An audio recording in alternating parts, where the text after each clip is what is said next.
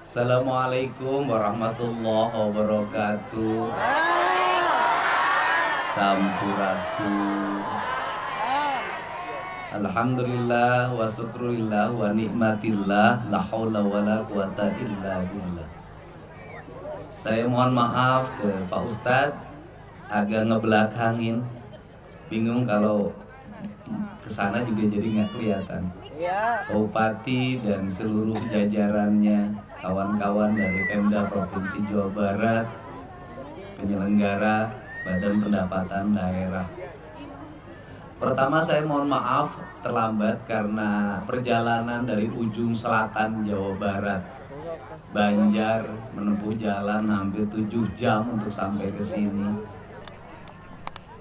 Tadi sepanjang jalan Pak Bupati, semua rakyat tuh teriaknya satu, Pak jalan, Pak jalan.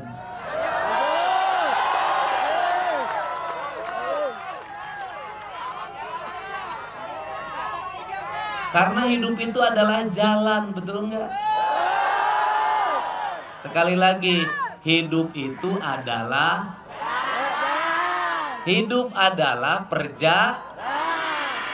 karena hidup adalah perjalanan, maka jalan itu harus mulus dan lurus. Sekali lagi, jalan itu harus mulus dan andai kata ada kelokannya harus indah, betul nggak? Tugas siapa itu? Tugas penyelenggara negara, betul nggak? Penyelenggara negara ini nanti Pak Ustadz yang jelasin. Itu kalau dalam kaidah Islam itu namanya amilin. Amilin itu ya mengelola dana Baitul Mal. Baitul Mal itu di dalamnya adalah pembayaran zakat. Zakat itu dulu dibayarkan untuk mengelola negara.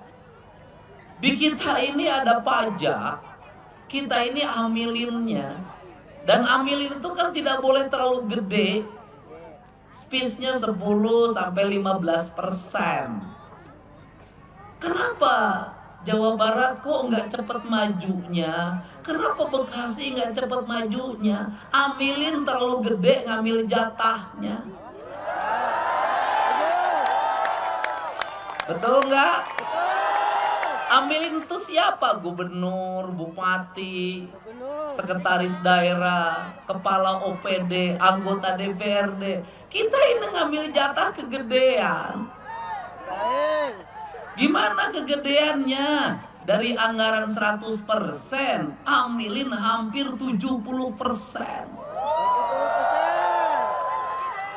Dari 30 diambil lagi, sisa tinggal 10% paling buat rakyatnya. Makanya kita susah maju. Sehingga ketika saya memimpin, saya mencoba untuk merubah pola berpikir ini. Apa merubah pola berpikirnya? Kita penyelenggara negara jangan terlalu banyak mengambil jatah kepentingan rakyat itu.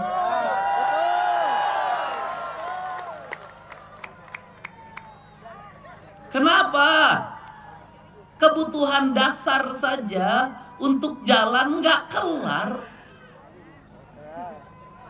Habis itu apalagi sekolah, pendidikan nggak kelar juga. Banyak SD yang mau roboh, nggak ada toiletnya, kadang nggak ada gurunya. SMP juga sama, SMA belum terbangun semua. Kenapa ini terlambat? Kita terlalu terlena hidup menikmati dana amil. Jadi sekarang Pak PLT Bupati, kalau Pak PLT Bupati, Gubernur, Sekretaris Daerah, Kepala Dinas sampai Kepala Kelurahan ingin disebut Islami, menurut saya tugas penyelenggara negara itu beresin perut rakyat, nggak boleh ada yang lapar. Beresin sekolah, nggak boleh ada orang yang tidak sekolah. Beresin jalan, tidak boleh ada jalan berlubang. Bener gak? Bener gak? Bekasi, kenapa? Duitnya banyak. Bener gak? Duitnya banyak. Kenapa begini terus? Cara belanjanya yang salah. Karena cara belanjanya yang salah, maka ke Pak Bupati, ke Pak PLT saya ngajak. Sejak saya bertemu, ayo kita rombak cara belanjanya. Benerin ini duit, umumin ke rakyat tiap hari. Kita punya duit sekian, belanjanya sekian, peruntukannya sekian. Tiap hari umumin, terbuka, rakyat harus tahu titik koma anggaran kita. Harus tahu. Jalan beresin, jalan provinsi juga tadi ada yang posting. Tapi langsung saya jawab, saya bilang lagi persiapan lelang 20 miliar. Yang Cibarusa sudah kita siapkan 100 miliar lebih. Kita ingin yang jalan provinsi selesai. Jalan kabupaten, bupati duitnya banyak, gak usah dikasih lagi. Bagaimana caranya? Rubah juga kebijakan. Gimana cara kebijakannya? Kita ini beriman kepada Allah. Kalau beriman kepada Allah, maka kita harus taat pada hukum Allah. Hukum Allah itu ada yang ditulis, ada yang tidak.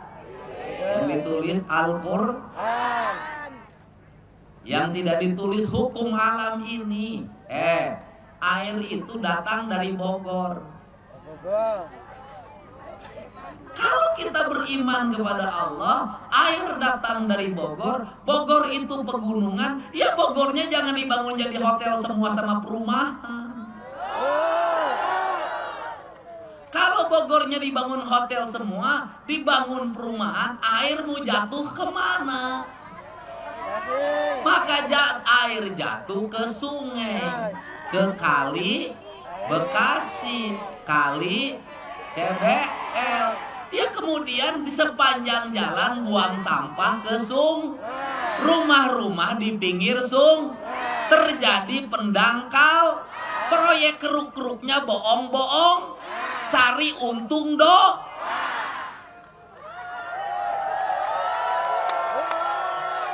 Karena di antara proyek yang gampang untungnya, di antaranya proyek ngeruk sungai. Kalau proyek jalan ketahuan gejolak, ngeruk sungai, emang lo mau turun? Berapa nih ngeruk sungainya? Panjang 3 km, kemudian kedalaman 5 km. Gimana ngukurnya? Lu nyemplung aja. Proyek ngeruknya keruk-kerukan. Habis itu gunungnya gunung, pendangkalan, sudah takdirnya banyak. Habis itu di Bekasi juga begitu, sawah diuruk, bikin rumah. Rawa diuruk setu, bikin tata ruangnya diizinkan, pemerintahnya ngizinkan. Lu berimannya sama siapa sih? Akhirnya giliran banjir, Pak Dede. Banjir, Pak Dede. Gimana Pak Dede ini banjir? Gimana ya pasti banjir. Giliran normalisasi, tanah-tanah sungainya sudah dikuasa, dibongkar sama Pak Dedi dan Bupati marah-marah. Banjir kagak mau, sungainya nggak mau dinormalisasi. Banjir kagak mau, sawahnya diurukin. Banjir kagak mau, gunungnya ditebangin. Banjir kalau mau, hutan-hutan berubah jadi perumahan pemukiman. Iya pasti banjir takdirnya. Jadi kalau begitu kita ini beriman kagak? Kagak. Pura-pura berim. Ayo kita benerin. Oke?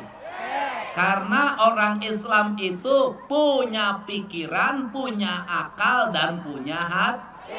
Punya kepercayaan dan punya keyakinan. Kepercayaan dari pikir, keyakinan dari hati. Dua-duanya harus Setuju? Setuju? Bupati Bekasi beriman kalau drainasenya bersih, rumput-rumputnya bersih, jalannya habis beton, karena Bekasi itu rata-rata beton. Habis beton, lapisin hot mix, kasih garis, kasih PJU, kasih CCTV. Rakyatnya beriman, anak kecil nggak boleh dikasih motor. Bener nggak? Ini diantara kabupaten yang masih ada tawuran Bekasi ini. Kabupaten lain udah kagak ada semenjak ada barak militer. Ya, Pak Kapolres, Bapak Kapolres, ya, bener gak? Oke. Ibu-ibunya beriman gak? Anak-anaknya belum waktunya motor, jangan dikasih motor. Belum waktunya merokok, jangan dikasih rokok. Kemudian anak-anaknya mau laki-laki mau perempuan maghrib masuk rumah. Bener gak? Ibu-ibu, saya kasih tahu sebagai gubernur Jawa Barat, jangan hanya cemas pada anak perempuan, anak laki-laki juga harus dicemasin. Bener gak? Anak laki-laki juga bahaya. Kenapa? Hari ini di Jawa Barat banyak peristiwa anak laki-laki digarap sama laki-laki. Bayang gak? Nanti nular, dia garap lagi punya orang, lahir penyakit HIV. Ini harus benerin. Siap? Dan anak-anaknya diminta belajar berpuasa. Oke? Mantap. Periksa isi tasnya. Ibu suka periksa isi tas anak. Periksa HP-nya. Suka diperiksa HP-nya. Kagak. Biasa ngomong Sunda, di sini yang ngomongnya begini ya. Itu. Siap? Mantap. Nah, ini Bupati ini nih, bawa mic-nya biar jelasin sama masyarakat. Bupati ambil bawa mic di sini. Ini adik gue nih. Nah. Siap, Kang. Berapa anggaran jalan sekarang? Sekarang perubahan, Kang. Pergeseran semua, kita jalan kita utamakan, Kang. Ya, sebelumnya ada berapa duit buat bangun jalan? Buat bangun jalan kita semuanya anggaran lumayan besar. Ya dulu berapa? Iya. Kalau dulu ini baru 2 bulan nih menjabat ini. 2 triliun. Bukan buat jalan. Iya. Anggaran sebelum Pak Bupati jadi berapa? PSN. 1,2. Anggaran jalan. Iya. Bener 1,2. Iya. Perasaan kagak deh. Iya. Sekarang kan semenjak adanya banjir. Okay. Ada banjir baru saya pergeseran. Percaya 1,2. Iya. Karena 1,2 langsung selesai setahun. Insya Allah. Ini benar 1,2 triliun buat jalan. Iya. Benar. Oke. Iya. Siap. Oke. Iya. Buat bangun sekolah berapa? Sekolah apa nih? SD, SMP? SD, SMP. Ya. Berapa tuh, Pak? 700, Pak. 700. Ya. Buat perbaikin puskesmas. Kita anggaran puskesmas 800 miliar. Rumah sakit. Ya. Rumah sakit kita baru punya 2. Oke. Iya. Berapa APBD Kabupaten Bekasi? 7,7 triliun. Gede. Iya. Oke. Siap, semangat Bupati ya. Siap. Layani terus. Siap. Perbanyak layani rakyat. Siap. Sedikitin layanin istri. Ya, silakan Bupati Kepro ya, semangat. Ya, begini. Saya ini ngomong lapangan kerja. Pak Bupati, nanti dengan saya gini. Lapangan kerja begini. Anak-anak SMA dan SMK yang di Bekasi ini langsung di MOU-kan dengan pabrik-pabrik. Dengan pabrik-pabrik dibikin yang disebut dengan prakerja. Jadi nanti pabrik itu kalau ngerekrut itu langsung ke situ. Anak-anak disuruh pelatihan di pabrik itu, sehingga nanti begitu lulus sekolah, pabriknya tinggal masuk dan tidak boleh ada lamaran manual. Harus digital. Kenapa? Kalau lamaran manual pakai map, calonnya terlalu banyak. Kadang-kadang tokoh-tokoh di kita ini sama rakyat ngeduetin. Mau lamar kerja harus pakai duit, duitnya pinjem Bang Emok. Bener gak? Habis itu tenaga kerjanya kontrak, setahun diberhentiin, utangnya belum dibayar 15 juta. Ya kan?